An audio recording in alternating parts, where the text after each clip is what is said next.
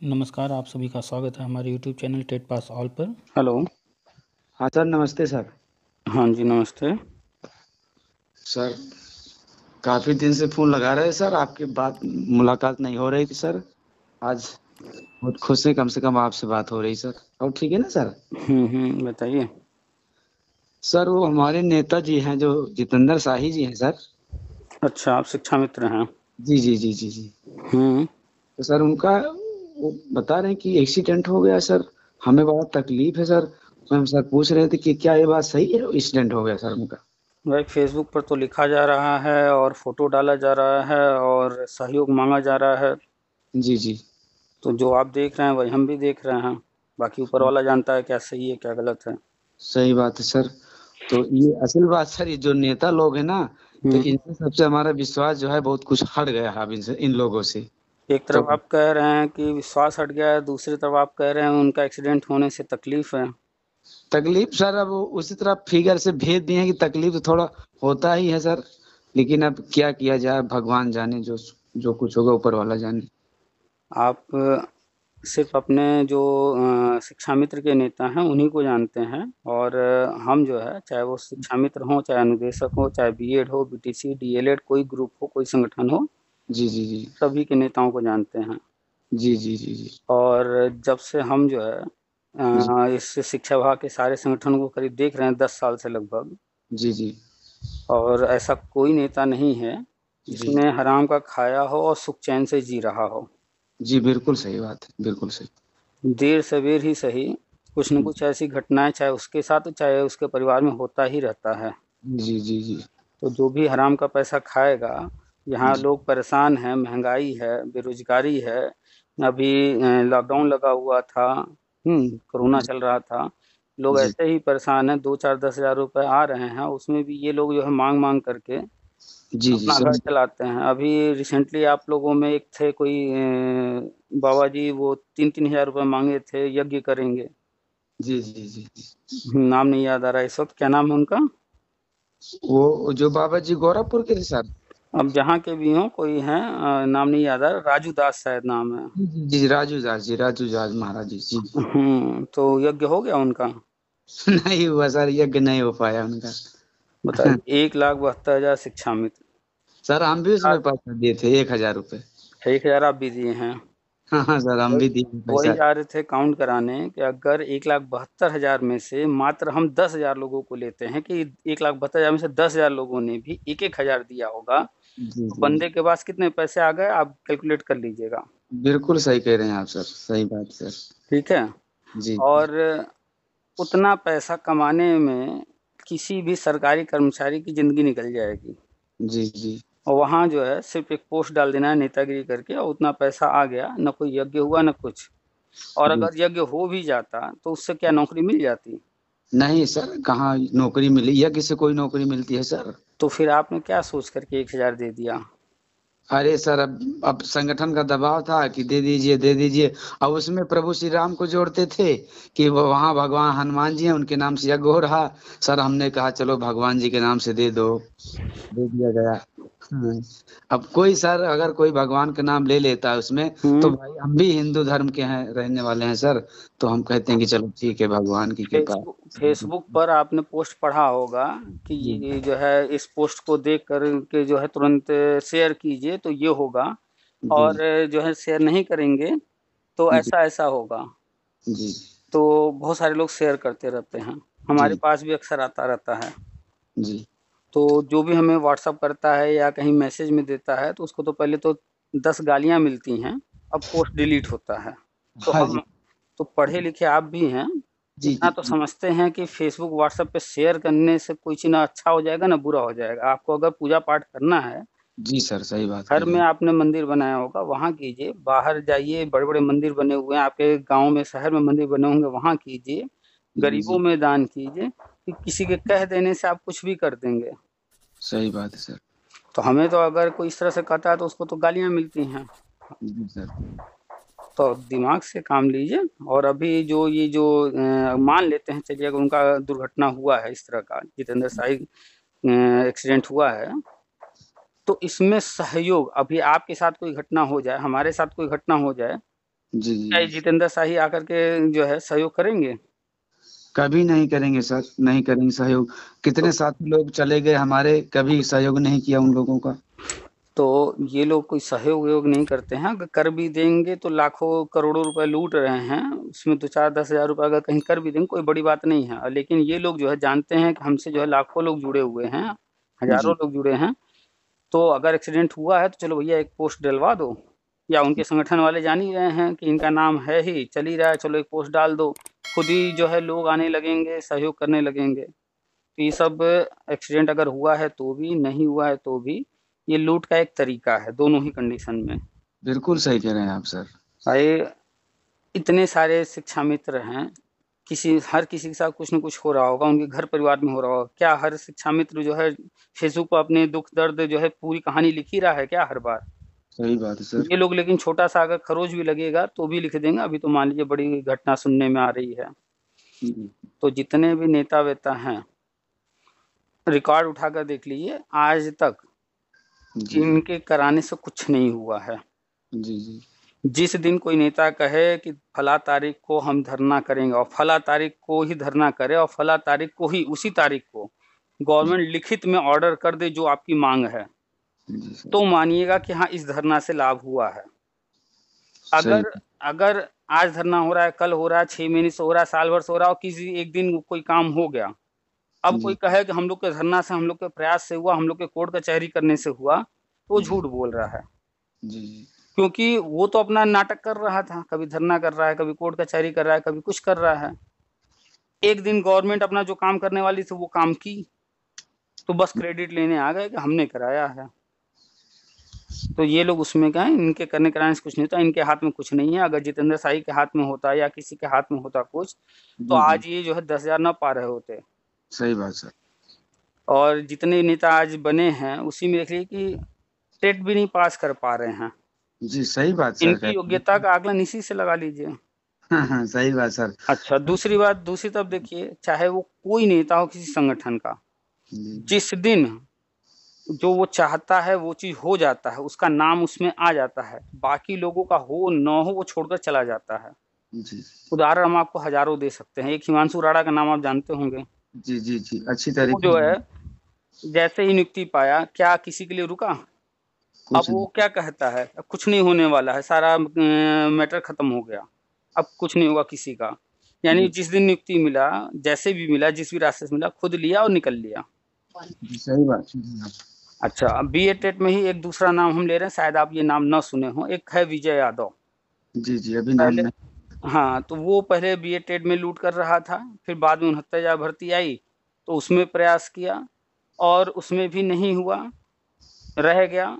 तो अभी जो 6,800 वाली जो मची हुई ना आरक्षण घोटाला और पता नहीं क्या क्या, 69,000 भर्ती में सुने जी जी होंगे, जी जी जी उस जी लिस्ट में उसका नाम आ गया। जा करके पूछिएगा लोगों से, जी। तो जैसे ही उसका नाम आया वो तुरंत किनारे हो गया। अब वो 6,800 वाले के लिए जो भी प्रयास करना है कर रहा है, बाकी इधर कुछ नहीं कर रहा है। ऐसे ही आप देख लीजिए अपने संगठन में, अगर कोई भी नेता बना रहा होगा और उसका कहीं भी हो गया होगा, मान लेते हैं कि 68,500 में या 69,000 में या टीजटी पीटी या कहीं भी हुआ होगा, चाहे वो छोटा नेता रहा हो या बड़ा, उसके बाद जी हो जाने के बाद वो कभी इधर जो है कोई भी सहयोग या कुछ भी करने के नाम पर कहीं आता नहीं होगा। तो हर व्यक्ति स्वार्थी है, आप भी स्वार्थी हैं, हम भी स्वार्थी हैं, वो नेता लोग भी स्वार्थी ही हैं। जैसे आप हैं वैसे ही ये भी हैं, एक सामान्य व्यक्ति ही हैं। बस ये है कि बड़ी-बड़ी बातें कर लेते हैं, इसलिए ये थोड़ा-सा लोगों के बीच में हाइलाइट हो गए हैं, बाकी जी। अलग नहीं हैं। आज इनको दुर्घटना हुई है तो इनके जो साथी हैं वो पोस्ट डाल करके लोगों को बता रहे हैं, भैया ऐसा-ऐसा है, यहाँ पर एडमिट हैं, ऐसे हो रहा है, वैसा हो रहा है, सहयोग कीजिए। अभी फिलहाल वहाँ पैसे की लिखे नहीं गए, उनकी पैसे की बात आ रही है। लेकिन पैसे। भावनात्मक अभी बातें की जा रही हैं, फिर आगे चल के कुछ और बातें करके हो सकता है पैसे की भी माँग हो।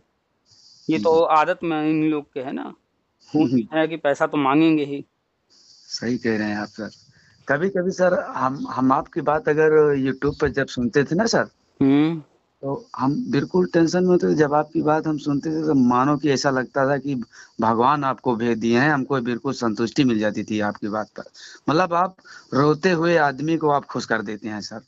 देखिए, हम सिर्फ वो बात करते हैं जो प्रैक्टिकली संभव है और जो धरातल पर है, हो रहा है, दिख रहा है और जो आगे होने को है और जो जी पीछे अतीत में हो गया। हम इतिहास क्यों पढ़ते हैं? क्योंकि हमें पता रहे कि पहले क्या क्या गलतियां हुई हैं, क्या क्या अच्छी चीजें की गई, जो अच्छी चीजें की गई हैं उनको हम रिपीट करें और जी जो गलतियां हुई हैं उनको गलती से भी हम ना दोहराएं। इसीलिए तो इतिहास पढ़ाया जाता है ना। जी जी जी और हमारा जो साइंस है, ज़्यादातर आप देखेंगे साइंस में फ्यूचर की तरफ देखा जाता है कि आगे चलकर हम ऐसा कर सकते हैं, 2050 में इस तरह की गाड़ियां होंगी, इस तरह के हवाई जहाज होंगे, इस तरह की हम बातें करते हैं कि हो सकता है कल को पानी से भी गाड़ी चले। जी यानी कि सही फ्यूचर की बात करते हैं और उस पर प्रयास करते हैं काम करने का कि ये संभव हो जाए। जी तो यानी कि आप जब भी पढ़ते हैं, पढ़ाते हैं तो उसमें अतीत भी आता है, भविष्य भी आता है और वर्तमान तो रहता ही है। तो जी हम भी अतीत की भी बात करते हैं कि पीछे क्या-क्या हुआ है, क्योंकि विभाग वही है। विभाग में जब पीछे की भी चीज़ें चल रही हैं, आपने देखा होगा कि सन अखबार में कई न्यूज़ आ रहे हैं, उनमें एक न्यूज़ ये भी चल रहा है कि सन 2000 से अब तक के जितने भी तदर्थ नियुक्तियाँ हैं, जी जी वो सभी जो है रद्द हो रहे हैं क्रमशः। जी उनको हटाया जा रहा है, हटाना ही है। और कोई भी 2000 से अब तक अगर तदर्थ नियुक्ति पाया था, संविदा पर पाया था और उसको अस्थायी कर दिया गया है, जी तो वो अस्थायी जो किया गया है वो खत्म किया जा रहा है। अभी फिलहाल ये एडेड स्कूलों में हो रहा है और एडेड कॉलेजों में हो रहा है। जी जैसे टीजीटी पीएचडी में बहुत सारे लोग हुए थे, एडेड स्कूल आप जानते होंगे, वहाँ पर मैनेजमेंट के माध्यम से पैसा दे करके, या रिश्तेदारी है, नातेदारी है, जान पहचान है, तो वो अपना जुगाड़ लगा करके। ये हमारे हमारे यहाँ के गांव के 2 लोग हैं, उनका सिलेक्शन हुआ था सर 2010-12 में। हम्म वो बहुत परेशान हो गए हैं। जो आप बता रहे हैं बिल्कुल सही कह हम्म रहे हैं। वो पदार्थ वाले में थे ना सर 2 लोग हम्म हमारे। हम्म हाँ तो वो बहुत परेशान हैं। जो आप बता रहे हैं बिल्कुल दो सही बता। हजार 2010-12 में उन्होंने जो है, जो भी योग्यता थी उसके आधार पर कोई एडेड स्कूल उनके जान पहचान वाला रहा होगा या फिर हाँ पैसा, मैनेजमेंट इनका हाँ, था। मैनेजमेंट वाला स्कूल रहा होगा, वहां जा करके पैसे देकर या रिश्तेदारी नातेदारी जोड़ करके अपना बस काम करा लिए होंगे। बस बस। ज्यादातर तो पैसे दे करके ही होते हैं, रिश्तेदारी नहीं चलती है। जी जी जी रिश्तेदार भी होते हैं तो भी पैसा लेते ही लेते हैं। तो जी कोई 2 लाख, कोई 5 लाख, कोई 10 लाख दे करके नियुक्ति ले लिया, वो बड़ा खुश हो गया, चलो हमें बड़े आराम से नौकरी मिल गई और यहीं परमानेंट हम रहेंगे। वो नौकरी कर रहा था, लेकिन जब मैटर सुप्रीम कोर्ट गया जी तो सुप्रीम कोर्ट में अब तक जितने भी मुद्दे गए हैं इस तरह के, सब में एक कॉमन बात है और जजमेंट कोई पढ़ता नहीं है, हम तो सारे जजमेंट पढ़े हुए हैं। सब में घूम फिर करके सुप्रीम कोर्ट एक ही बात कहती है कि जिसका विज्ञापन न निकाला गया हो, जिस पर ओपन यानी कि खुले तौर पर सबको मौका न दिया गया हो, तो वो फिर नियुक्ति कैसे हुई? वो सही बात। सिलेक्शन प्रक्रिया कैसे सही हो गया? अगर एक विज्ञापन जारी हो, उसमें कहा जाए जो चाहे वो भर सकता है, आप भी भर सकते हैं, हम भी भर सकते हैं, विज्ञापन निकालने वाले का रिश्तेदार भी भर सकता है, पैसे वाला भी भर सकता है, गरीब भी भर सकता है, तब तो ये भाई क्लियर है कि नहीं सबको मौका मिल रहा है। जी, लेकिन जब मैनेजमेंट पैसा लेकर के नियुक्ति दे दिया तो यहाँ तो सबको मौका मिला नहीं। सही बात। तो इसलिए जितने भी इस तरह की नियुक्तियां हुई हैं, चाहे वो गवर्नमेंट में या एडेड में या जहाँ भी, प्राइवेट का तो छोड़ दीजिए, प्राइवेट तो खुद ही उसके हाथ में है, वो उसका मालिक होता है। लेकिन एडेड में चूंकि गवर्नमेंट का हस्तक्षेप है, वहाँ पैसा गवर्नमेंट दे रही है, सरकारी विभाग जितने हैं उसमें गवर्नमेंट का सब कुछ है, तो इन जगहों पर मनमाना नहीं हो सकता। तो इस कारण से जितने भी सन 2000 से, ऐसा नहीं है कि अभी साल 2 साल से या जब से बीजेपी आई है तब से इस तरह का, ये सीधे मुद्दा उठाया गया जब से शुरुआत हुआ है इस तरह का। और ये शुरुआत जब देखा गया तो सन 2000 से हुआ है। जी तो 2000 ही ले लिया गया कि भाई कोई भी नहीं रहेगा, किसी को नहीं छोड़ना है, जब से शुरू हुआ तब से ले लो। ठीक है। ऐसे ही बहुत सारे केंद्रीय विद्यालय में भी थे जो कि संविदा पर नौकरी कर रहे थे, वो मांग कर रहे थे परमानेंट किया जाए, सुप्रीम कोर्ट गए, हाई कोर्ट से लड़ते हुए। और केंद्रीय विद्यालय तो पूरे भारत में है, जी तो जी हर जगह से लोग पहुंचे सुप्रीम कोर्ट। तो सुप्रीम कोर्ट ने एक ही चीज कहा, आप संविदा पर हैं, संविदा जो होता है वो अल्पकालिक होता है कि उस समय टीचर की जरूरत है तो थोड़े समय के लिए टीचर रख करके काम चलाया जाता है। लेकिन अब आप कहिए परमानेंट, ये असंभव है। विज्ञापन निकलेगा, उसमें आप भी आवेदन कीजिए, अन्य भी आवेदन करेंगे, जो योग्य होगा वो ले जाएगा। सही तो बात। केंद्रीय विद्यालय, नवोदय विद्यालय, ये लोग भी जा चुके हैं सुप्रीम कोर्ट, और आज से 10 साल 15 साल पहले का जजमेंट है, परमानेंट नहीं हुआ। इसी तरीके से शिक्षा मित्र मुद्दे में हुआ कि जी शिक्षा मित्र को आप परमानेंट कर रहे हैं, चाहे वो 10 को कीजिए या 10,000 को कीजिए या 10 लाख को कीजिए, जी आपने विज्ञापन कब निकाला, और विज्ञापन निकाला तो इनको मौका तो दे रहे हैं आप, लेकिन उस विज्ञापन में क्या अन्य को मौका दिया आपने? नहीं दिया था। सही बात तो जब आप पढ़ेंगे हाई कोर्ट का जजमेंट डी वाई चंद्रचूड़ जी का, सुप्रीम कोर्ट का जजमेंट पढ़ेंगे, उसमें सब कुछ स्पष्ट लिखा हुआ किन कारणों से ये रद्द किया गया है समायोजन। उसमें एक मूल कारण यही है, जैसे जिस समय समायोजन हुआ था उससे पहले एक विज्ञप्ति आई थी बीएड वालों के लिए, मायावती जी ने निकाला था 72,825। जी उसमें जब आप पढ़ेंगे विज्ञापन तो उसमें तय किया गया था कि किस तरह के आरक्षण होंगे, कौन कौन लोग आवेदन कर सकते हैं। उसमें शिक्षा मित्र को भी 10% सीट दी गई थी। जी जी उस विज्ञापन में शिक्षा मित्र के लिए कोई हस्तक्षेप नहीं किया गया, कोई रोक टोक नहीं हुआ। क्यों? क्योंकि वह उसमें सबके लिए है। 10% इनको भी मौका दिया जा रहा है, ऐसा नहीं कि इनको छोड़ दिया गया है। बीएड वालों को, बीटीसी वालों को, विशेष बीटीसी को मौका दे रहे हैं, साथ में 10% शिक्षा मित्र को भी मौका दे रहे थे। तो जब आप समायोजन कर रहे हैं तो उसमें तय कर लीजिए कि जो है कौन कौन फॉर्म भर सकता है।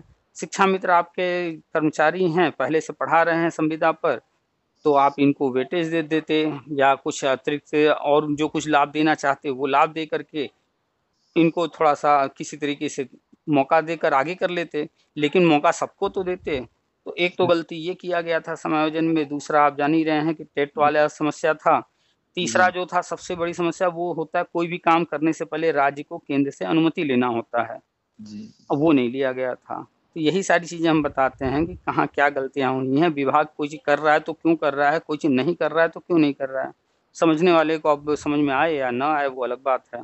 सर ये सब तो शिक्षा मित्र क्या जाने सर, ये तो शासन प्रशासन का काम था सर, ये नहीं, सरकार ने ही गलत करवाई थी हम सब एक लोगों मिनट एक मिनट एक मिनट, अभी मान लीजिए कि आपको हम कहें ये हमारा ज़मीन है, हम आपको दे रहे हैं, ठीक? आप बड़े खुश हो जाइए कि ये तो हमको मिल रहा है, और आप उस ज़मीन पर बिल्डिंग खड़ा कर लीजिए, घर बना लीजिए, सारा पैसा अपना ज़िंदगी भर का कमाई लगा डालिए, ठीक है? और फिर कल को भैया हम पहुँच जाएँ कि ये हमारी ज़मीन पर कब्ज़ा किए हैं, तो कोर्ट किसके फ़ेवर में फैसला देगी, हमारे या आपके? ज़मीन हमारा है, हमने आपसे कहा था, और जो कहा था वो कहीं प्रूफ में है नहीं, हम कह देंगे हमने कभी नहीं कहा, ये ज़बरदस्ती कब्ज़ा किए हैं। जी जी सही बात है। तो आपका उसमें जो पैसा लगा है, अब वो क्या आपको मिलेगा? कभी नहीं मिलेगा सर, हमारा तो वो तो है ही नहीं पहले से। तो आपका है ही नहीं, और आप सिर्फ मेरे कह देने से कि हम आपको दे रहे हैं, आपने लिखा पढ़ी कराया नहीं, मेरे सिर्फ कह देने से आप बड़े खुश होकर के आप उस पर जो है जो भी करना था करने लगे, फिर बाद में आपने घर बना लिया, तो ये किसकी मूर्खता हुई, किसकी गलती हुई? हमारी हुई सर मूर्खता। आप भी, हर व्यक्ति जानता है कि जो भी ज़मीन है जब तक मेरे नाम पर नहीं है जी जी सही बात है। तब तक इस पर 1 रुपया भी खर्च करना वो मेरा नहीं होगा। जिस दिन मेरे नाम पर चढ़ जाएगा अब इस पर हम कुछ भी करें, हमें कोई रोक टोक नहीं सकता। सर ये बताइए। यहाँ तो बात हो रही है कि दिया गया है, ऐसे-ऐसे भी हैं कि आपकी ज़मीन है और लोग जो है झूठा ही जाकर के दिखा देंगे नहीं ये मेरी है, भले वो उनके फ़ेवर में फैसला हो ना हो, 5-10 साल केस तो चला ही लेते हैं। जी जी जी तो इस चीज़ को समझिए कि अगर एक ऑस्ट्रेलिया का पढ़ा हुआ, पता नहीं कौन सी पढ़ाई करके आए थे कि गलत काम कर रहे थे इस तरह का, कि उनको सही गलत नहीं समझ में आ रहा था कि क्या करना चाहिए, किस तरह करना चाहिए, नियम के अनुसार कैसे किया जाए, और उन्होंने सब उल्टा-सीधा करके जो है मौत के मुँह में ढकेल दिया सबको। तो उन्होंने जो गलत किया, जो पढ़ा-लिखा समझदार व्यक्ति वो चीज़ जानता है कि नियम क्या है आज के टाइम में, और नियम से छूट देने का अधिकार किसके पास है। क्या उन नियमों से छूट लिया गया है? क्या नियम के अनुसार हर चीज़ किया जा रहा है? वो हर चीज़ देखता है, और ये चीज़ कोई अलग से आएगा नहीं आपको बताने। आप शिक्षक हैं, आप ही ये चीज़ नहीं समझ रहे हैं, तो सोचिए आपको तो शिक्षा देना दूसरों को ये चीज़ें सिखानी है, समझानी है कि भविष्य में वो इस तरह की चीज़ों को फेस करने के लिए तैयार रहे। भाई बच्चे को सिर्फ़ किताबी ज्ञान तो देना नहीं होता है। सही। स्कूल में किताब का ज्ञान होता है, लेकिन जो वास्तविक ज्ञान है, वो तो देश दुनिया में सर्वाइव करने का है। जी तो कैसे-कैसे लोग हैं, कैसे-कैसे क्या-क्या होती है सारी चीज़ें हर जगह पर, कैसे-कैसे लोग क्या-क्या लोग कर रहे हैं, इसकी जानकारी कौन देगा? तो एक शिक्षक ही देगा, या बच्चे के आस-पास जो लोग होंगे वही देंगे। अब स्वयं वही लोग कहें कि हमें जानकारी नहीं थी, इस तरह हो गया, तो फिर वो कैसे दूसरों को देंगे शिक्षा? तो ये कमी चाहे वो किसी के साथ हुआ हो, शिक्षामित्र के साथ या जो भी प्रेरक के साथ हुआ, जो भी, वो उनकी खुद की कमी है। हम भी संविदा पर पढ़ा चुके हैं, जब हम भी गए थे तो उस समय हमें भी लगता था कि एक बार किसी तरह संविदा वाली नौकरी मिल जाए तब तो फिर कुछ साल में हम परमानेंट हो जाएंगे, ठीक है। और यही देख करके हम भी चले गए थे, संविदा की नौकरी करने लगे। जब वहाँ गए तो फिर हमने हर चीज़ के बारे में जानकारी करना शुरू किया कि कैसे अब यहाँ पर अस्थायी हो सकते हैं। तो पता करते करते कई केस मेरे सामने आए कि हमसे पहले भी न जाने कितने लोग आए और इस तरह का प्रयास किए, हाई कोर्ट सुप्रीम कोर्ट किए, और क्या हुआ सब हमने पता किया। जब सारी जानकारी हासिल कर लिए तो हम क्लियर हो गए कि भाई हम इसमें 1 साल पढ़ा लें या 20 साल 25 साल पढ़ा लें 50 साल पढ़ा लें, संविदा संविदा ही रहेगा, परमानेंट नहीं होगा कभी। अगर होगा भी तो आने वाले भविष्य में कभी भी निकाल बाहर कर दिया जाएगा, क्योंकि ये लीगल नहीं है। जी सही बात। अब सर जैसे हम सब टेट क्वालिफाइड हैं सर, 2-2 3-3 बार टेट पास किए हैं। बस वही दुर्भाग्य है सर कि नहीं हो पाता हमारा, सुपर टेट में छड़ जाते हैं। देखिए टेट क्वालिफाई हैं तो वो तो हम बताते ही रहते हैं लगातार कि आगे क्या होने वाला है। जी चाहे वो टेट पास किया हुआ शिक्षा मित्र हो या सी टेट पास किया हो या फिर टेट सी टेट पास न किया हो, जी आने वाले टाइम में मौका सबको दिया जाएगा। अब इस मौके को अगर कोई गवा देगा, गलती करेगा, तो वो उसकी अपनी खुद की, क्योंकि अब इसके बाद दोबारा मौका नहीं मिलने वाला है। सही बात है। जो भी प्री प्राइमरी में प्राइमरी में होने वाला है जी, वो एक तरह से अंतिम और आसान मौका होगा। इसके बाद वही सुपर टेट वाला ही कहानी चलेगा, और सुपर टेट जिनसे अभी तक नहीं हुआ है, आगे भी नहीं होने वाला है, वेटेज मिल चुका है, अब भविष्य में नहीं मिलने वाला है। क्योंकि सुप्रीम कोर्ट ने 2 मौके दिए थे, वो पूरे हुए। 69,000 भर्ती में मुद्दा फंसा तो वहां पर कोर्ट ने कहा 1 मौका और दीजिए, और वो 1 मौका अब होने जा रहा है और ये अंतिम होगा। इसके बाद ना उम्र में छूट मिलने वाली है, ना वेटेज मिलने वाला है, कुछ नहीं। इसमें अगर कोई गड़बड़ी कर दिया तो उसकी जिंदगी अब खराब ही है। वो यही मान ले कि अब वो सरकारी मास्टर नहीं बन सकता सर। अभी इस उम्र में, तो उम्मीद अब न करे वो। सर ये भी यही प्री प्राइमरी बचा है सर, इसमें कैसे होगा सर इसमें? बता रहे हैं। प्री प्राइमरी में एनटीटी भी आएगा, एनआईएस डीएलएड भी आएगा, शिक्षा मित्र भी आएंगे, आंगनबाड़ी भी आएगा, ठीक है। इसमें अभी एनसीटी गाइडलाइन जारी करेगी, उसमें बताएगी कि किसका होगा, किसको किसको लिया जाएगा। अभी तक प्री प्राइमरी के लिए कोई गाइडलाइन नहीं बना हुआ है, ठीक है। तो जिस दिन घोषणा होगी, गाइडलाइन जारी होगा, उसके बाद प्रक्रिया शुरू होगी। और आगे क्या होगा, किस प्रक्रिया से भर्ती होगी, ये 100% क्लियर अब नहीं है। जी। तो ये मानकर चलिए कि क्या क्या हो सकता है, संभावनाओं पर विचार कर लें कि हो सकता है कि एकेडमिक मेरिट पर भर्ती कर दी जाए। जी। अगर एकेडमिक मेरिट पर भर्ती होती है तो क्या इसमें आपको कोई अपने तरफ से कोई प्रयास करना है, कोई पढ़ाई लिखाई करनी है?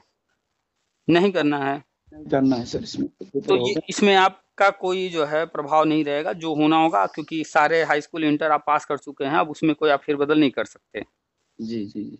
अब आते हैं सुपर टेट हो सकता है, संभावना कुछ भी है तो सुपर टेट हो सकता है।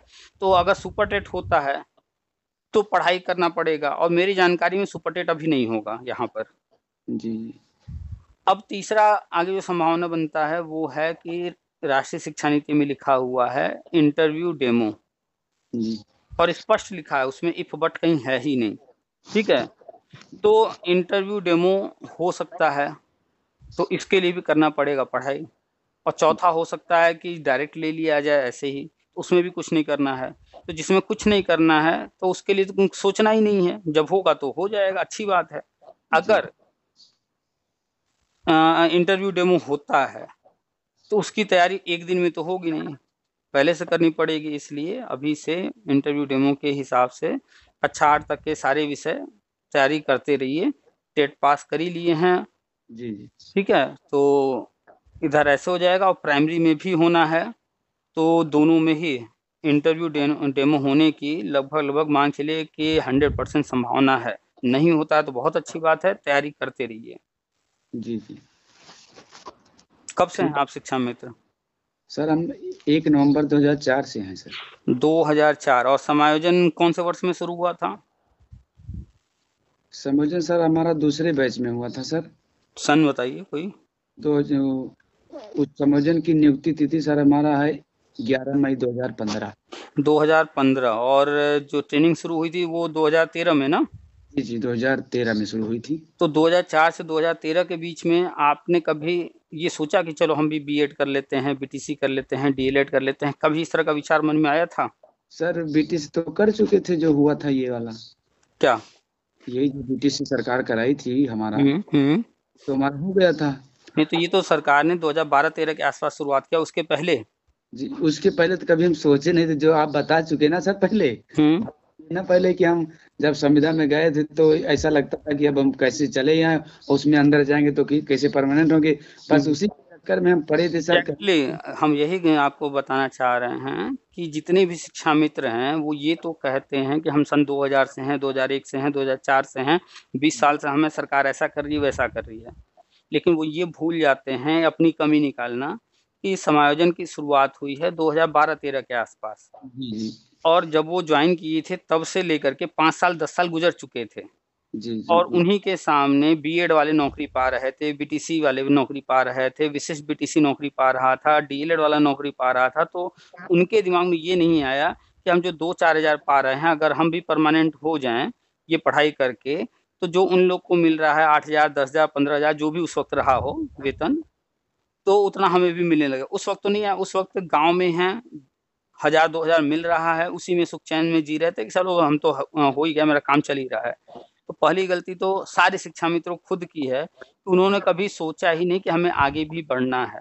नहीं नहीं बिल्कुल सही कह रहे हैं आप सन सर। 2000 से ये योजना शुरू हुई, और समायोजन की जो प्रक्रिया है वो 2012 के बाद शुरू हुई है। इस दौरान 12 साल लगभग गुजर गए। इन 12 सालों में अगर शिक्षा मित्र के दिमाग में ये नहीं आया कि हमें भी आगे बढ़ना है, हमें भी इस तरह का कुछ कोर्स करके ट्रेंड हो करके परमानेंट होना है, और फिर एक गवर्नमेंट आती है उल्टा सीधा करती है तो उससे खुश हो जाते हैं, और कोर्ट अगर कोई चीज करती है जो गलत है उसको कैंसिल करती है तो नाराज हैं। अब जो अभी वर्तमान गवर्नमेंट है उस पर चिल्ला रहे हैं। अपनी कमियां नहीं खोजेंगे, हम लोगों ने कहाँ कहाँ क्या क्या कमियां की।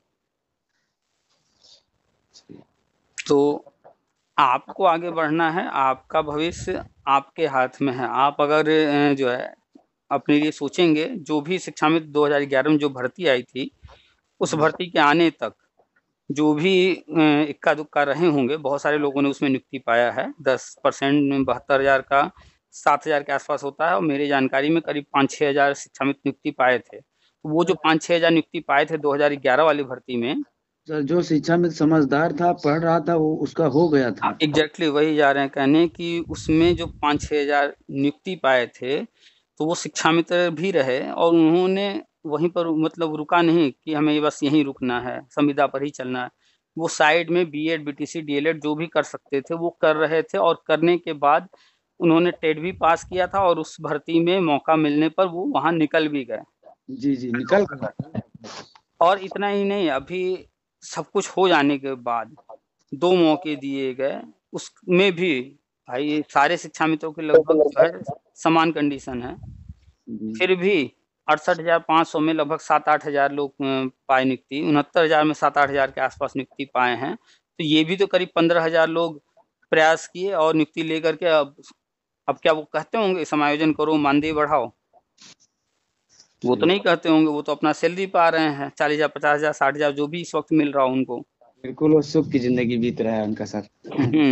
तो ये जो दिन भर नेगेटिव बातें करने वाले हैं, ये जो नेता हैं, पहले तो नेताओं से दूर रहिए।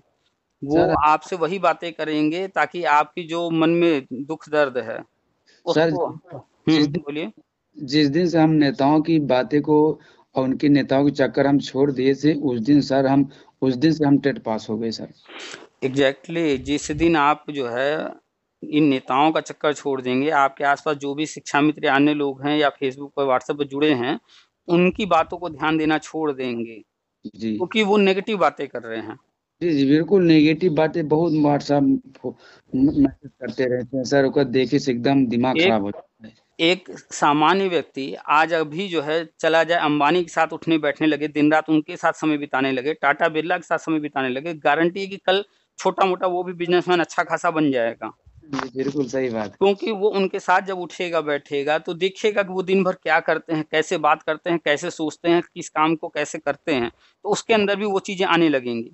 तो जैसी संगत होती है वैसा ही आप बिहेव करते हैं, वैसे ही आपकी लाइफ आगे बढ़ने लगती है। जब आप अच्छे लोगों के संगत में आएंगे, पॉजिटिव बातें होंगी, तो आपके मन में पॉजिटिव रहेगा। अब आप ऐसे लोगों के बीच में रहिए जो नेगेटिव दिन भर रोना रोते हों, हाय इतने शिक्षा मित्र मर गए, हाय शिक्षा मित्र ये वाला सुसाइड कर लिया, हाय ये हो गया, हाय ये सरकार ऐसी है, वो दिन भर रो रहे हैं। जब ये दिन भर रो रहे हैं तो इसका मतलब है कि वो आगे बढ़ने के बारे में तो कुछ सोच ही नहीं रहे हैं, तो आप भी वैसे ही बन जाएंगे। तो जो भी दिन भर फेसबुक पर यहाँ वहाँ सिर्फ रोते रहते हैं, उनसे दूर रहिए। अभी आप टेट सीटेट जो भी पास कर रहे हैं, अगर आप उनसे दूर रहेंगे, मोटिवेट रहेंगे, पॉजिटिव रहेंगे, आने वाले टाइम में आपके पास जो भी डिग्री डिप्लोमा है उसके दम पर और आप आगे जा सकते हैं। आप ही लोगों के बीच के कुछ शिक्षा मित्र हैं, हमने देखा है कि किसी ने पीसीएस भी निकाला है, जी जी न्यूज आई है, हमने पढ़ा है। अभी रिसेंटली न्यूज आया था, एक शिक्षा मित्र का बेटा जो है वो अभी जो रिजल्ट आई है आईएएस वाली, उसमें सेलेक्ट हुआ है, हमने शेयर भी किया था वो न्यूज। जी। तो हम भी अगर वो भी शिक्षा मित्र दिन भर रोता रहता तो क्या अपने बच्चों को भविष्य बना पाता? नहीं सर। ज्यादातर शिक्षा मित्र तो रो रहे हैं कि हम बच्चों को पढ़ाई नहीं करा पा रहे हैं, हम ये नहीं करा पा रहे हैं, हम वो नहीं करा पा रहे, तो वो तो बना नहीं पाएंगे आईएएस। जो स्थिर दिमाग का होगा, जो पॉजिटिव होगा, वही तो चाहे अपने लिए चाहे अपने परिवार के लिए अच्छा कर पाएगा। तो बस ऐसे लोगों से दूर रहिए। बाकी रही बात ये जितेंद्र शाही, हम तो कहते हैं इस तरह के जो बेरोजगारों से या फिर परेशान लोगों को परेशान करके पैसा लूटते हैं, हम तो कहते हैं भगवान इनके साथ ऐसा ही करता रहे, चाहे जितने लोग हों। सही बात गलत है। कर रहा है उसके साथ गलत होना ही चाहिए। गलत भगवान करेगा ही उनके साथ। अब वही कहीं कोई स्क्रीनशॉट या कोई फोटो लेकर के हम उस पर कुछ लिख करके शेयर कर देते हैं, लोगों को बुरा लग जाता है। बताइए, कोई मर गया है उस पर ऐसे बोल रहे हैं, कोई घटना हो गई उस पर ऐसे बोल रहे हैं, क्या गलत बोल रहे हैं भाई? जिसको हम बोल रहे हैं उसने गलत किया है तब हम बोल रहे हैं। अगर कोई सुसाइड कर लिया है शिक्षा मित्र, तो क्या हम उसकी तारीफ करें? उसने बहुत अच्छा काम किया है। सही बात है। भाई सुसाइड किया है इसका मतलब है कि वो कमजोर मानसिकता का था, वो जो अपने आप को नहीं संभाल पाया, जी जी वो जी। क्या बच्चों को सीख देगा? सही बात है। भाई हम पढ़ाते क्यों हैं? ताकि बच्चे के अंदर नॉलेज आए, कॉन्फिडेंस आए, वो आने वाली समस्याओं से जूझ सके भविष्य में, उसके लिए तैयार करते हैं। जब खुद ही हम नहीं तैयार हैं, जब खुद ही हमारी ऐसी कंडीशन है, जब तो हम क्या दूसरों को शिक्षा देंगे? तो वो कभी-कभी कुछ सुसाइड वगैरह कोई न्यूज़ मिलता है, स्क्रीनशॉट लेकर उस पे लिख देते हैं, तो बहुत सारे लोगों के कमेंट मैसेज आने लगते हैं कि आप ऐसे बोल रहे हैं, वैसे बोल रहे हैं, तो क्या गलत बोल रहे हैं भाई? उसकी तारीफ तो की नहीं जाएगी। उसने जो काम किया है वो अच्छा तो है नहीं। सही बात कह रहे हैं आप, बिल्कुल आपसे। इसीलिए तो हम आपकी बात अगर सर कभी कभी सुन लेते तो हमको हमारा माइंड एकदम फ्रेश हो जाता है। एक अक्सर हम एग्जाम्पल देते रहते हैं, लॉकडाउन के समय का है, हमें नाम नहीं याद है, अखबार में न्यूज़ आया था, आपने भी शायद पढ़ा होगा, हमने शेयर भी किया था। एक बिजनेसमैन था, उसके ऊपर काफ़ी कर्जा हो गया था। कर्जा थोड़ा बहुत नहीं था, करीब 1000 डेढ़ हज़ार करोड़ का कर्जा था। जी। इतना बड़ा कर्जा बहुत बड़ा कर्जा होता है, और इस कर्जे के कारण वो निराश होकर के सुसाइड कर लिया, खत्म हो गया, वो तो चला गया। लेकिन क्या जो कर्जा है, वो जिनका पैसा है वो छोड़ देंगे क्या? कभी नहीं छोड़ेंगे सर। तो वो तो चला गया, तो उसके घर परिवार वाले ही तो अब झेलेंगे, जी जी। तो वो तो अब बचेंगे नहीं, तुम तो निकल लिए भाई। फिर उसी कहानी में आगे है, उसकी जो वाइफ थी, उसी करीब 6 महीने 1 साल बाद न्यूज़ आया जी। कि उसकी वाइफ ने उसका बिज़नेस सँभाला और अब तक उसने 700 करोड़ का कर्जा भर दिया है। बताइए सर। अब सोचिए कि उसकी वाइफ कितने बड़े मतलब सदमे में थी। उसका हस्बैंड गया था, उसके बावजूद जो है उसने बिज़नेस सँभाला और ये सोचा कि नहीं इसको कैसे हैंडल करें और कैसे कर्जा भरना है। 700 करोड़ का कर्जा उसने भर दिया 6 महीने 1 साल के अंदर। अगर वो इंसान रहा होता, अपने घर परिवार के साथ बैठ कर के ये चर्चा किया होता, सलाह लिया होता क्या करना चाहिए, कैसे करना चाहिए, उस वक़्त उसकी वाइफ़ ने जो सलाह दिया होता या उसके साथ मिल के काम करती और वो ये काम अपने रहते किया होता, तो जी। इससे बाहर आ गया होता। सही बात सर। अब सोचिए जो वाइफ कभी ये काम की नहीं होगी, हो सकता है या हो सकता है रही भी हो, काम करती रही हो, लेकिन उतना तो काम नहीं की होगी जितना उसने किया होगा, जी जितना जी। अनुभव उसको रहा होगा। फिर भी उससे कम अनुभव होने के बाद उसने 700 करोड़ भर दिया और आगे भी भर रही है, और हमें लगता है कि आज के डेट में हम लोग बात कर रहे हैं तो वो सारा कर्जा उतार चुकी होगी, जिस स्पीड से वो उतार रही थी। तो सुसाइड कोई हल थोड़े ही है। जो शिक्षा मित्र या कोई भी सुसाइड कर रहा है, तो क्या सुसाइड करने से उसके घर की स्थिति परिस्थिति बदल जाएगी? क्या गवर्नमेंट सुसाइड उसके कर देने से घर वालों को क्या नौकरी दे देगी या 25-50 लाख रुपए दे देगी? कहते हैं सर उससे ज्यादा और बदतर खराब हो जाएगी स्थिति। बिल्कुल, स्थिति और ज्यादा खराब होगी। हाँ, उससे ज्यादा और खराब हो जाएगी। कम से कम सर 10,000 एक बेरोजगार आदमी 1 रुपए नहीं पा रहा सर। कम से कम हमको एक राहत की बात मिल रहा सर। आज के तारीख में आप चले जाइए किसी भी प्राइवेट स्कूल में, ऐसे ही गर्मी की छुट्टियां चल रही हैं, अपना एक सीवी बनाइए और जाइए प्राइवेट स्कूल में जरा चक्कर लगा के आइए कि हम ये पढ़ाई किए हैं, हमें प्राइवेट नौकरी स्कूल में पढ़ाने के लिए चाहिए। हम दावे से कह रहे हैं, चाहे कितना भी TET pass C TET pass शिक्षा मित्र हो, अगर वो जाकर के स्कूल में अपना सीवी देगा, हम दावे से कह रहे हैं 5,000 से ऊपर की नौकरी वो नहीं खोज पाएगा। सर कह रहे हैं आप ज्यादा से ज्यादा 5,000, कम से कम 4,000 रुपए। 5,000 से 1 रुपया ऊपर नहीं खोज पाएगा वो, दावे से कह रहे हैं। जी। और ऐसा नहीं सिर्फ शिक्षा मित्र के साथ है ये, चाहे वो बीएड हो, बीटीसी हो, डीएलएड हो, कोई भी जाएगा प्राइवेट में पहली बार पढ़ाने, खोजने नौकरी, या पहले का अनुभव भी है तो भी उसे 5,000, 7,000, 8,000 यही मिलने वाला है। 10,000 रुपये बड़े मुश्किल से मिलेगा, शायद रेयर केस में किसी को मिल जाए। जी। और इस पढ़ाने वाले ही फील्ड में, टीचिंग फील्ड ही नहीं, किसी फील्ड में आप चले जाइए, 10,000 रुपये पेमेंट आज के डेट में पाना, 10,000 की नौकरी पाना इतना आसान नहीं है। तो 10,000 मिल रहा है, आप अपने गांव में हैं, अपने घर में हैं, 10,000 रुपये में कुछ नहीं तो कम से कम खाने की तो दिक्कत नहीं है।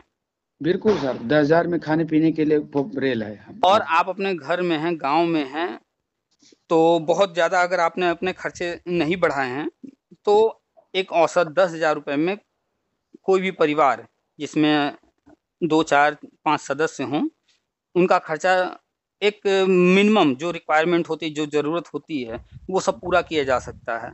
जी जी जी। और संविदा ही कर्मी और भी हैं, अनुदेशक हैं या अन्य जो भी हैं, उनको भी 10,000 नहीं मिल रहा है। यहाँ पर जो है बात होती है 10,000 की, तो कहते हैं कि अरे हम वही काम कर रहे हैं, हमको 10,000 दे रहे हैं, वही टीचर जो है 40,000 पा रहा है, 50,000 पा रहा है। भाई उसने अपनी वैल्यू बनाई है, आप भी बना लीजिए, आप भी पढ़ करके नौकरी ले लीजिए। सही बात सर।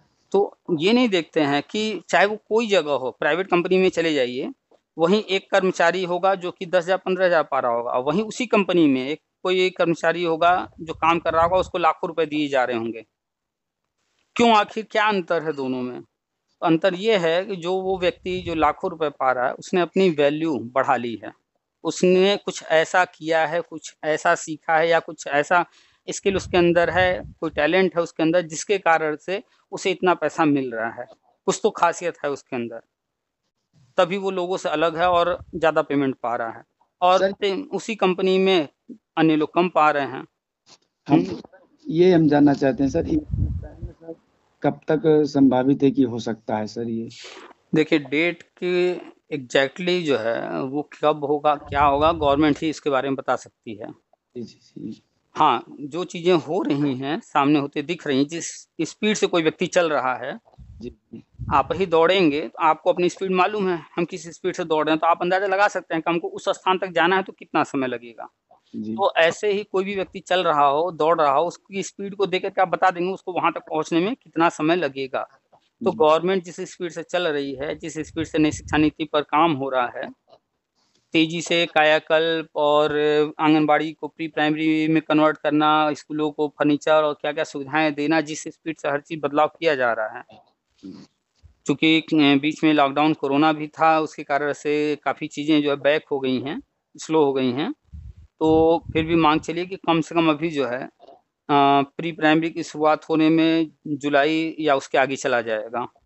जी जी। और जब प्री प्राइमरी वाली सारी चीज़ें शुरुआत होंगी, यहाँ पर परमानेंट नियुक्तियाँ शुरू होंगी, उसके बाद जो है प्राइमरी वाला भी होना है। अच्छा अच्छा सर। तो गए गुजरे में आप 2 से 4 महीने लेके चलिए, एकदम गए गुजरे में आप टेट पास हैं तो प्राइमरी वाला शुरू होने में 2 से 4 महीने लगेगा कम से कम। ठीक है सर। हम तो सर अगर ये जैसे प्राइमरी में जब टेट पास हो लोगे प्राइमरी में होगा सर, अभी कंफर्म नहीं हो पा रहा है कि मतलब इसमें डेमो लगेगा कि परीक्षा भी होगी, कि मेरिट अरसर से होगी, एकेडमिक मेरिट से होगी? सुपर टेट नहीं होगा। जी जी। 100% कंफर्म है कि सुपर टेट नहीं देना है जी। दूसरी बात, मेरिट वाली बात जो है, मेरिट तो हर हाल में बनेगी, कैसे बनेगी ये जब घोषणा होगा तब पता चलेगा। मेरे जो जानकारी में है वो यही है कि एकेडमिक प्लस टेट तो रहेगा ही रहेगा। जी इसके बाद इंटरव्यू डेमो का भी नंबर जुड़ेगा। जी तो आप अगर ये मानते हैं कि इंटरव्यू डेमो होगा तो आप पढ़ाई करेंगे, और अगर जी ये मान लेंगे कि नहीं कुछ नहीं होने वाला है, पता नहीं कब होगा क्या होगा, इस तरह की सोच, तो आप कुछ नहीं करेंगे।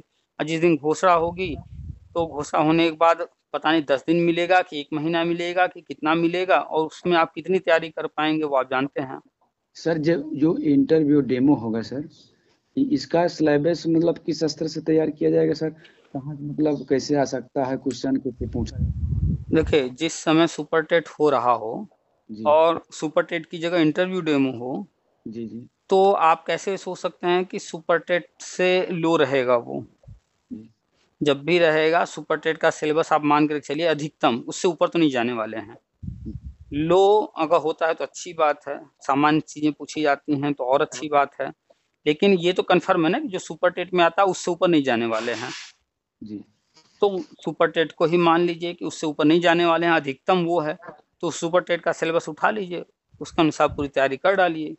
जी और पढ़ाई कभी बेकार नहीं जाती है, पढ़े रहेंगे, कल को जो भी सामने आएगा उसका आप फेस कर लेंगे। नहीं जी भी अगर होता है इंटरव्यू डेमो मान लेते हैं तो भी पढ़ाई बेकार नहीं जाएगी, ज्ञान जितना ज़्यादा रहेगा उतने अच्छे शिक्षक बनेंगे आप। जी अभी कल मेरी बात हुई थी एक शिक्षा मित्र से, उनसे ऐसे ही कुछ बात होने लगा तो हमने उनसे कहा एक सवाल पूछते हैं बताइए। हमने पूछा सूरज किधर से निकलता है, तो उन्होंने बड़ा आसान सा सवाल था, फटाक से बता दिया, जो है पूरब से निकलता है, ये तो कोई भी बता देगा। जी दूसरा सवाल भी हमने आसान ही किया था उनको कुछ समझाने के लिए, हमने पूछा अच्छा बताइए क्या सूरज उत्तर से निकलता है? तो आप क्या जवाब देंगे बताइए? आपको अगर जवाब देना हो क्या सूरज उत्तर से निकलता है? उत्तर से तो शायद नहीं निकलता सर, पूरब की दिशा से निकलता है। लेकिन वो भाई साहब कह रहे थे उत्तर से भी निकलता है। नहीं सर, अब हम कैसे बता दें कि हम पूरब के उत्तर से निकलता है? हम उन, अभी हम वो सोच रहे थे उनकी जो है थोड़ी सी रिकॉर्डिंग काट करके वो डाल दें कि लोग सुने कि कैसे कैसे लोग हैं, मतलब टीचर बन गए हैं, इतने साल का अनुभव हो गया है, जिसको ये नहीं कंफर्म है कि सूरज पूरब से निकलता है, वो कह रहे हैं उत्तर और पूरब के कोने से ही निकलता है, पूरब के कोने से निकलता है, उत्तर से निकलता है। उनकी बात सुनिएगा आप, हमने कई बार उस क्वेश्चन को किया, हमें समझाना था उन्हें कुछ और, जी जी हम दूसरी बात समझाने जा रहे थे उन्हें, हमने एग्जाम्पल के तौर पर एक सवाल किया था उनसे, अब वो उसमें ही हमको उलझा दिए कि वो सही आंसर दे ही नहीं रहे हैं, हम पूछ रहे हैं बार बार घुमा फिरा करके उनसे, वो उत्तर पर ही अटक गए। यानी इसका मतलब है कि उनका कॉन्सेप्ट कहीं भी क्लियर नहीं है। जब जो इंसान पूरा पश्चिम उत्तर दक्षिण भी नहीं बता सकता है हम्म, तो वो क्या मैथ पढ़ाएगा, क्या हिंदी इंग्लिश या अन्य विषय पढ़ाएगा? सही बात। कॉन्फिडेंस तो एकदम है ही नहीं है। चलिए मान लेते हैं अगर आपको पता है कि उत्तर से ही निकलता है आपकी जानकारी, तो उसमें भी कॉन्फिडेंस दिखना चाहिए कि आप एकदम दावे से कह सकिए कि नहीं उत्तर से ही निकलता है, तर्क दे सकिए कि किस कारण से आप उत्तर कह रहे हैं। जी जी बिल्कुल बता, उनको बताना चाहिए था कि उत्तर दिशा में सूरज के कब समय निकलता है। अभी तो हम सब पूरब जानते, उत्तर दिशा बता दिए वो लोग। खैर उनको तो हम कुछ और समझाना चाह रहे थे, लेकिन उन्होंने ऐसे ऐसे बातें की कि फिर समझाना दूर, हमने उनसे कहा भैया आपसे हम बात ही नहीं कर सकते हैं।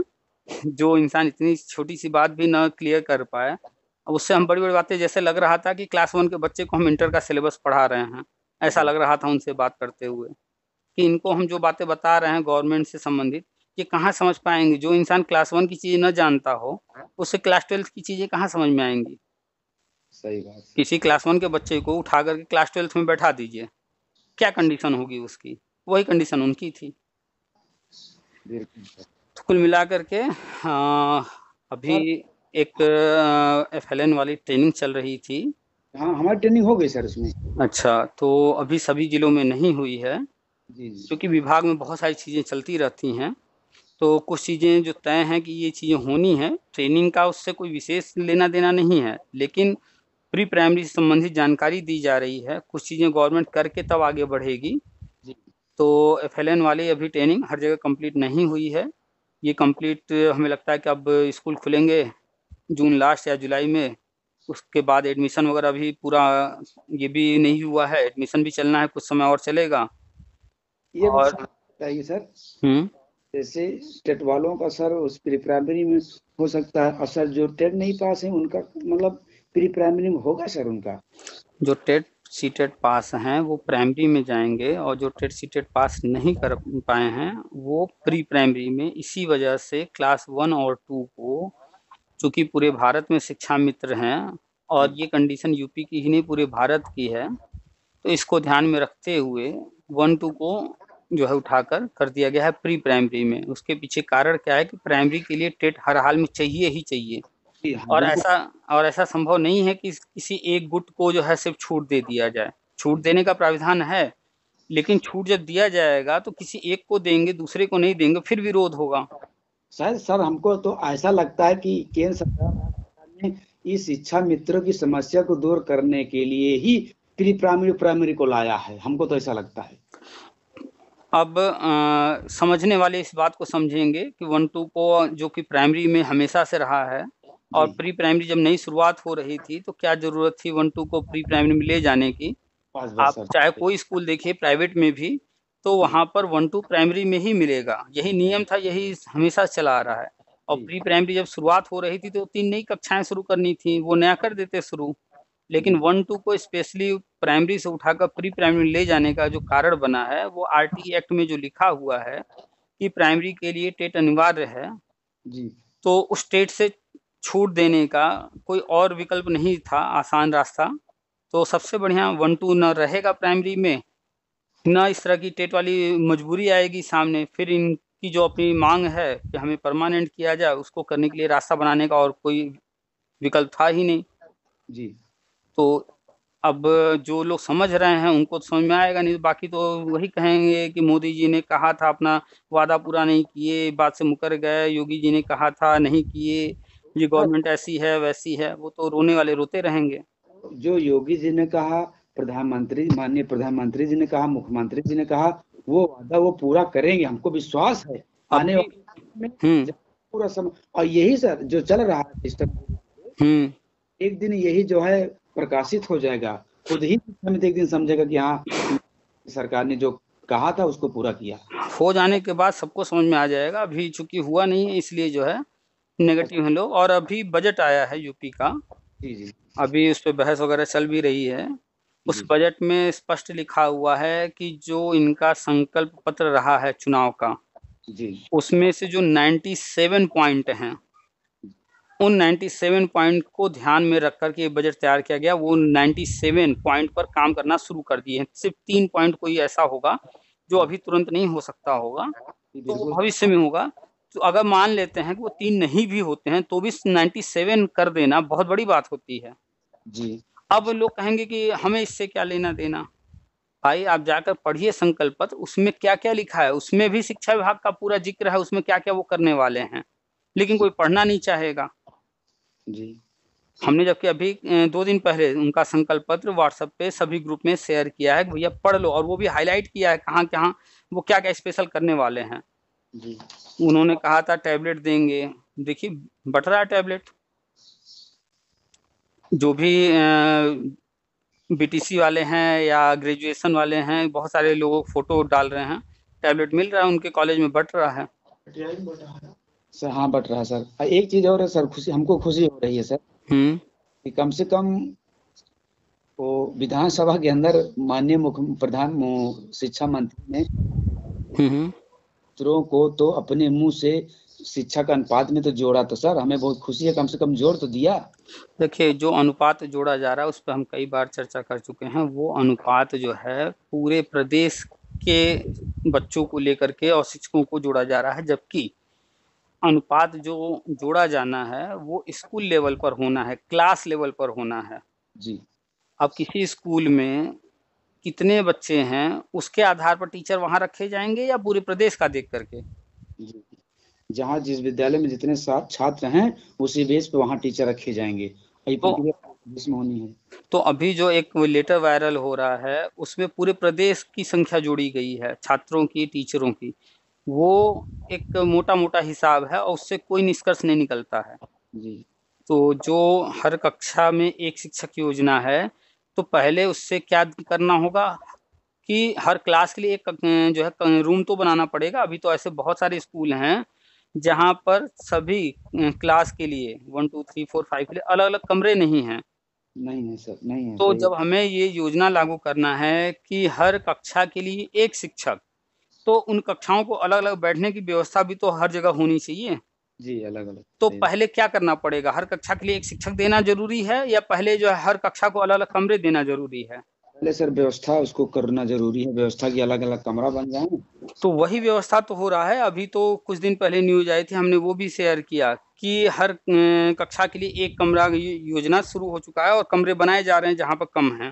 जी सर, हमारे विद्यालय में 290 बच्चे हैं सर। हाँ, हुँ, 290 बच्चे हैं और टीचर जो हैं 4 टीचर हैं, हुँ, 2 शिक्षा मित्र हैं।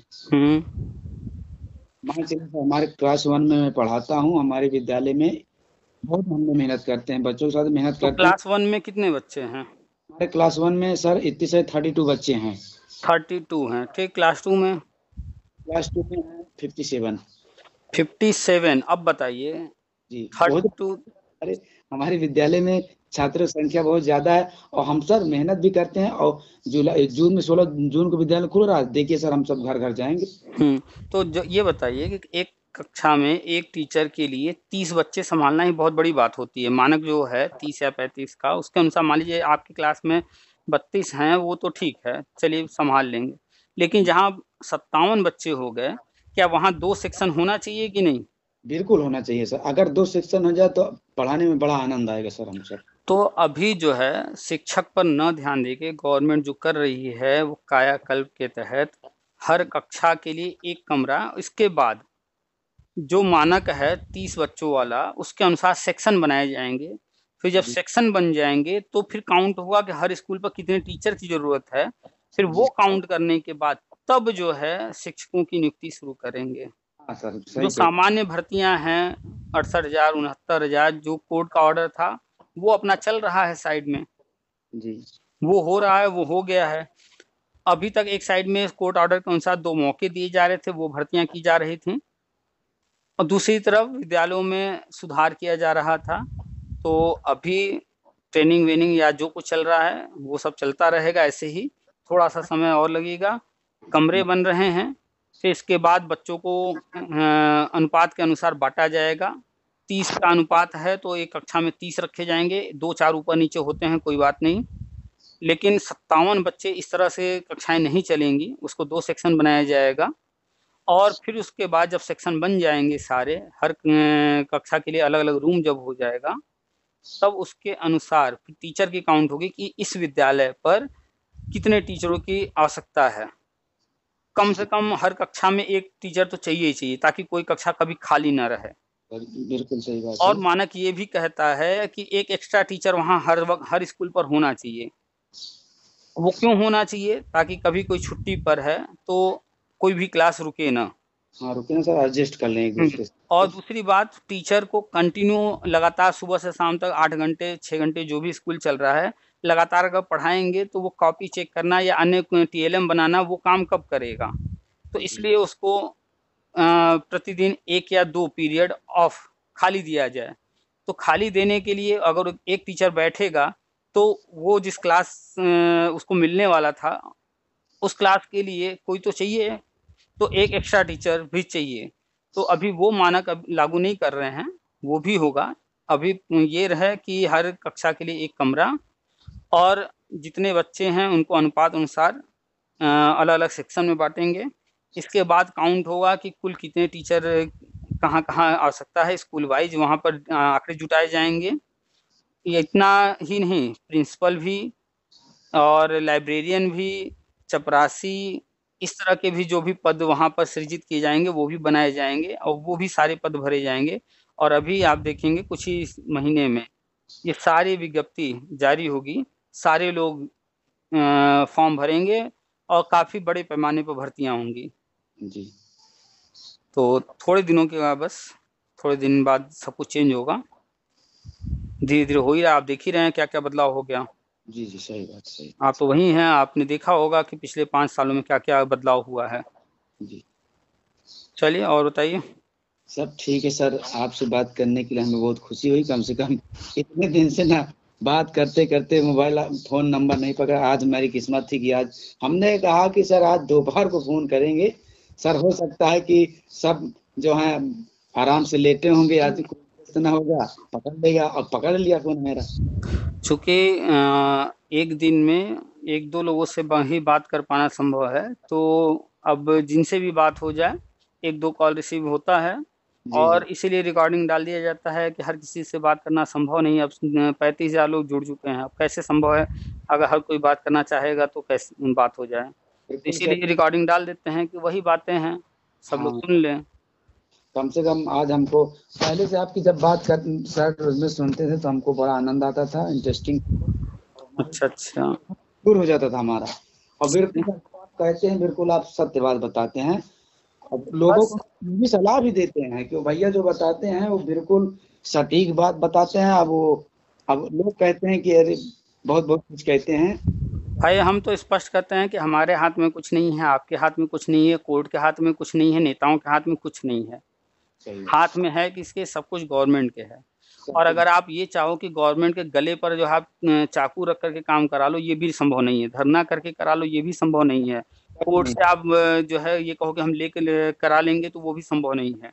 कभी नहीं सिर्फ सर। सिर्फ क्या हो सकता है? वो हो सकता है जो गवर्नमेंट प्लान कर रही है। अब आप देखिए उस प्लान में आप आ पा रहे हैं कि नहीं आ पा रहे हैं। अगर आपको लग रहा है कि आप आ पा रहे हैं, आप उसका लाभ ले सकते हैं, तब तो ठीक है। अगर आपको कहीं से लग रहा है कि नहीं हम नहीं हो पा रहे हैं, तो फिर आपको अपने लिए खुद प्रयास करना होगा। अगर आप आ भी रहे हैं तो भी वो जब होगा तब होगा। अभी तो आप अपने लिए प्रयास करते रहिए, जो कुछ कर सकते हो एक्स्ट्रा। आप मान लीजिए शिक्षा मित्र हैं, 8 घंटे 10 घंटे उधर जा रहे हैं, बाकी टाइम तो आप खाली हैं, तो जी ट्यूशन पढ़ाइए, कोचिंग पढ़ाइए, यूट्यूब पर वीडियो बना करके पढ़ाइए। बहुत सारे रास्ते हैं पैसे कमाने के। जी जी। कोई और काम धंधा भी पार्ट टाइम शुरू कर दीजिए। एक शिक्षा मित्र से बात हुई थी, वो मछली पालन करते हैं, अपने यहाँ कर्मचारी रख करके करा रहे हैं, लाखों रुपए वहां से कमा रहे हैं, कर्मचारियों को भी वेतन दे रहे हैं। जी जी। तो सोच पर सब कुछ निर्भर करता है, सोचेंगे तो सब संभव है। जो महिलाएं हैं, 8 घंटे 10 घंटे स्कूल में जा रहा है, शिक्षा मित्र हैं, 10,000 पा रही हैं। अब जी अगर वो खाली हो गई, तो इसमें कौन सी बुराई है अगर वो सिलाई बुनाई कर लेंगी, तो कुछ कोई बुरा, पैसे ही आएंगे। वो तो अपना बिजनेस है सर, हम्म। बिजनेस करना चाहिए। तो कोई काम छोटा या बड़ा नहीं है। आप अगर कर रहे हैं, 4 लोग उल्टा सीधा बोलते हैं, कुछ गलत बोलते हैं, तो बोलने दीजिए, आप सुनिए ही मत, हमारे उससे दूर रहिए। हमारे ब्लॉक के अंदर सर एक टीचर है, हेडमास्टर हैं, हम्म अग्रहरी हैं सर, बनिया है जिसको बोलते हैं। हम्म। ड्यूटी भी करते हैं, और जब जब ड्यूटी खत्म हो जाती है तो वो अपना किराना की दुकान लेकर के वो मार्केट जाते हैं। तो क्या बुराई है अगर कोई किराना की दुकान चला रहा है, कोई सिलाई कर रहा है, कोई सब्जी बेच रहा है, कोई गाड़ी चला रहा है। इस तरह आदमी सीखना चाहिए हर चीज, इसी तरह आदमी से।